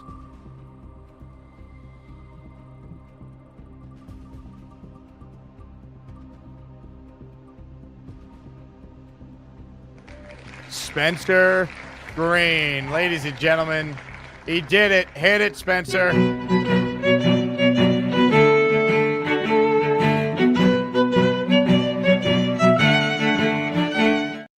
Congrats to Spencer. Well deserved. Awesome Jet fan. Sports the channel every day. He's our favorite lawyer, or favorite soon-to-be lawyer, as he's in his last year in law school. On that note, I am off to the Garden. Let's hope the Jets don't give us something crazy to talk about tomorrow, but they probably will, because this is what we do. But anyway, we're all in this together, Jet fans. And I'll end the show with a clip that I feel should be played on a day like today. Sit back, enjoy, maybe laugh, because that's what it's all about. Ladies and gentlemen, go Jets. Joining us right now is a new member of the ESPN family. He's also an Nobody gives a shit. Hold on. I'm having some glitches here, Rich. Oh, that was great. That was perfect. Nobody gives a shit. Oh, hi. Jake wants me to ask you to click on the like button. That's right, Lane. And if they don't subscribe to the Jake Asman Show, this team may never win another game. Let's go Jets.